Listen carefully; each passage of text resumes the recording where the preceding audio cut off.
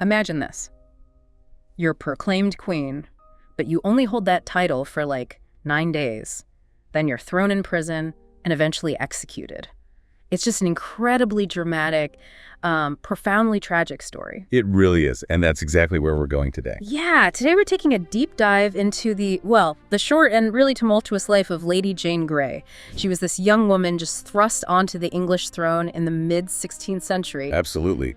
Caught right in the middle of some very high-stakes politics. That's right. So in this deep dive, we'll unpack the political games that led to her incredibly brief reign, her downfall, her marriage too, and the really poignant details around her execution. And we've got some great sources, academic histories, community discussions too, which, together they paint a pretty vivid picture of the Tudor era. And we're not just looking at the history, are we? There's this one incredibly famous painting, The Execution of Lady Jane Grey by Paul Delaroche. Ah, yes. The Delaroche painting. We'll definitely be digging into how that artwork captures and, well, let's say interprets this huge historical moment centuries later. Exactly. So our mission today is to piece together the facts of her life, her reign, and then unpack the artistic brilliance and, some of the artistic liberties behind its most famous depiction. It's where history and art get tangled up, which is always fascinating. Okay, so let's start with Jane herself. Who exactly was Lady Jane Grey? Well, Lady Jane Grey, or Lady Jane Dudley after she married, was born somewhere between 1536 and 1537. And she was seriously connected to the Tudor line great-granddaughter of Henry VII, cousin to Edward VI, and also to Mary the Sisk and Elizabeth I. So royalty. But her upbringing was different, wasn't it? Not your typical noblewoman just learning courtly graces. Not at all. The sources really highlight her humanist education. Think classical studies, languages, critical thinking. It was quite advanced for a woman at that time. So what did that actually involve for her? It meant she became like one of the most learned young women around. Yeah. She spoke Latin and Greek really early on, studied Hebrew, Italian. She even corresponded with European reformers. Wow. Yeah, she genuinely preferred hitting the books to things like hunting or dancing. You get the sense she was really geared towards academia, not, ruling England. But despite this sharp mind, her childhood wasn't exactly easy, was it? Sources say her upbringing was pretty harsh. Oh, definitely. There's this quote attributed to her complaining about her parents. She said, "In their presence she had to be perfect. As God made the world, or else I am so sharply taunted, so cruelly threatened, that I think myself in hell." Oof. Yeah. That's intense. Really gives you a sense of the pressure she was under, even before the whole queen thing. Exactly. And that pressure just ramps up with her marriage. It certainly wasn't for love. Right. Pure politics. Tell us about that. It was a total political move. May 1553, she marries Lord Guilford Dudley. He's a younger son of John Dudley, the Duke of Northumberland, who was basically the most powerful guy in England at that moment. And it wasn't just their wedding. It was part of a triple ceremony, like a strategic package deal to cement Northumberland's power base, especially since King Edward VI was clearly fading. Edward VI. His poor health really sets the stage for Jane's brief moment as queen, doesn't it? He was very Protestant, very concerned about the succession. Precisely. Edward was, gravely ill, probably tuberculosis, and he was terrified. His Catholic half-sister Mary would undo the Reformation if she took the throne. So he tries to rewrite the rules. Basically, yes. He drafts this document, his Devise for the succession. In it, he tries to cut both Mary and Elizabeth out, calls them illegitimate, and names Lady Jane Grey and her male heirs as his successors instead. Now hold on, there's a big debate here, right? Was it really the young king's idea, or was he pushed into it by Northumberland? That's the million-dollar question, historically speaking. Some argue Edward, who was smart and pretty strong-willed, was the driving force. He believed his word was law. Maybe he genuinely thought blocking Mary was vital. Okay, that's one view. The other view, that he was heavily manipulated by Northumberland. Northumberland had everything to gain by putting his daughter-in-law on the throne. It's a classic power play scenario. So we don't know for sure who was really pulling the strings? It's debated.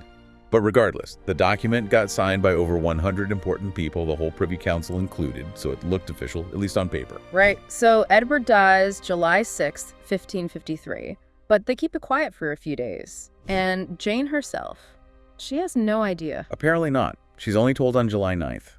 And her reaction, totally consistent with her character, is reluctance. Huge reluctance. I can imagine. Surprise your queen when all you want to do is read. Exactly. She only gives in after immense pressure. Parents, in-laws, nobles, even Guildford apparently use prayers and caresses. It really paints her as, well, a pawn in this huge, dangerous game. So July 10th, 1553, she's officially proclaimed queen. She and Guildford move into the Tower of London, which was standard before a coronation. But things immediately get rocky, right? Oh yeah. Almost instantly, Guildford starts demanding to be made king consort. And Jane? Jane puts her foot down, says no. She offers him the title Duke of Clarence, but that's it. This apparently causes a massive row. Guildford's mother even tells him not to sleep with Jane anymore because she's so furious. Wow. What a start to a royal marriage and reign. Talk about pressure. Absolutely immense personal strain on Jane.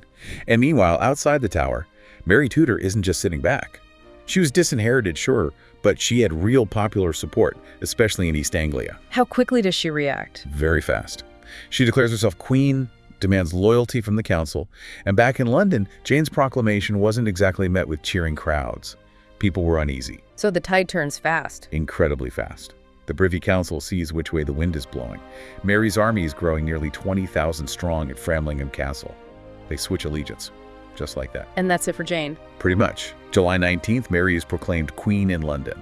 And in a really brutal twist, Jane's own father abandons his post and proclaims Mary queen himself. Oh, wow. So 9 days. Her reign lasted just 9 days. Give or take, depending on how you count. But yeah, incredibly brief. After she's deposed, she and Guildford are locked up in the Tower. And Northumberland, the mastermind. He's tried for high treason, executed August 22nd, and interestingly, he converts back to Catholicism right before his death. Jane, being fiercely Protestant, was apparently outraged by this. So Jane and Guildford are still in the Tower. What happens to them? In November, they're also convicted of high treason. That carries the death sentence, but Mary seems inclined to spare Jane initially. She saw her as just a pawn. But then something changes Mary's mind. Yes.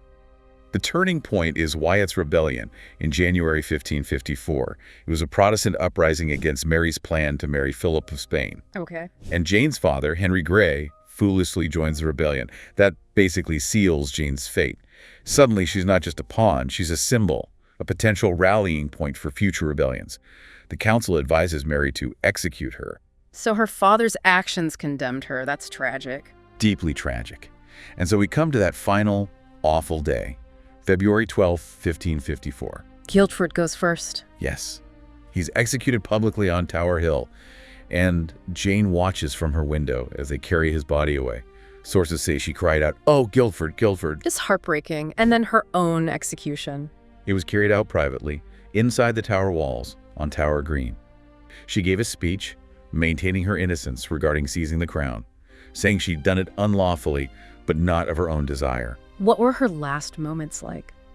Really moving, according to the accounts. She forgave her executioner, but then after being blindfolded, she couldn't find the block. She cried out, "What shall I do? Where is it?" Oh, goodness. The lieutenant of the Tower, Sir Thomas Bridges, had to gently guide her hands to it. Her last words were apparently, "Lord, into thy hands I commend my spirit," echoing Christ. And then she was gone. Yes. Both she and Guildford were buried in the Tower Chapel, St. Peter ad Vincula, no memorial stones. Jane's father was executed just 11 days later. Despite the treason charges, these executions weren't popular, were they? Not at all. John Knox called them innocence. Chroniclers wrote sadly about Guildford too. Jane very quickly became seen as a Protestant martyr. Fox's Book of Martyrs really cemented that image, ensuring she'd be remembered. And that tragic image gets a whole new life centuries later through art. Let's talk about Paul Delaroche. Right. Paul Delaroche, a French historical painter born 1797. He was known for these, well, melodramatic, but also incredibly detailed historical scenes. He kind of blended the big emotions of Romanticism with the precision of academic painting. And his painting, The Execution of Lady Jane Grey, finished in 1833, almost 300 years after the event, becomes his masterpiece. Absolutely. It was a massive hit at the Paris Salon in 1834. I think what grabbed people is how he focuses on the moments right before her death. He pulls you into her experience, the suspense, the vulnerability. It's incredibly powerful, but this is where it gets really interesting, right? The artistic license versus historical fact. He made some big changes. Huge changes, and they're deliberate. For instance, the setting. He paints it in this dark, gloomy dungeon. But it actually happened outside, on Tower Green. Exactly. That choice, putting her in a dark, claustrophobic space ramps up the psychological drama enormously, makes it feel oppressive, inescapable. He even includes Norman-style columns in the background, suggesting the ancient tower, not the actual nearby chapel from Henry VIII's time. It's a mood choice, not a factual one. What about Jane herself? Her appearance? Another major departure. He paints her in this stunning white satin dress. It makes her glow against the darkness, this pure, luminous figure. When in reality, she would have worn black, like she did at her trial. Right. The white is pure artistic symbolism, innocence, martyrdom, making her the absolute focus. It's incredibly effective visually. But he wasn't inaccurate about everything, was he? The man guiding her. That's interesting, yeah. He depicts the man guiding her as Sir Thomas Bridges, the lieutenant of the tower, which matches reliable historical accounts. Some looser contemporary reports said it was just a random person, but Delaroche went with the more specific official figure there. And those details in the foreground, they're chillin'. Aren't they? The clean straw waiting to soak up the blood, the axe looking sharp but also somehow worn, the rings on the block itself. They're so meticulously painted, they force you to confront the grim reality of what's about to happen. It's masterful, really. This wasn't his only painting on English history, though. No, he seemed fascinated by these dramatic, often tragic moments. He also painted Cromwell, gazing at the body of Charles I and the princes in the tower. He clearly saw something universal in these English historical turning points. And the painting itself, it almost got lost to history, didn't it? It has its own dramatic story. It ended up in London's National Gallery, but then there was this massive Thames Flood in 1928. The painting was damaged and basically presumed destroyed. Declared officially lost. Yep, in 1959, gone. But then, plot twist. In 1973, a curator at the Tate Gallery finds it rolled up in the basement with another damaged canvas. No way, just found it. Just found it. Incredible luck. It was restored, put back on display in 1975, and immediately became a huge draw again. One of the National Gallery's most popular paintings, which apparently surprised the curators. They thought maybe these big academic history paintings were out of fashion. But this one clearly wasn't. Its power endured. Absolutely. Its enduring appeal, even with the historical tweaks, really speaks to Delaroche's skill in capturing the raw human tragedy of Jane's story. So, to recap, we've got Lady Jane Grey, young, brilliant, used as a political tool, queen for 9 days, a tragic execution that resonated. And then Paul Delaroche, the artist who, centuries on, created this incredibly powerful, enduring image of her final moments. How historical truth gets shaped by politics, by faith, but also how art can create its own kind of truth, right? An emotional truth that connects us to the human cost of history, even if it bends the facts a bit. Which brings us to a final thought for you, our listeners. When we look at history through the lens of art, like with Delaroche's painting, how do we balance appreciating the emotional impact with understanding the actual historical record? It's a great question.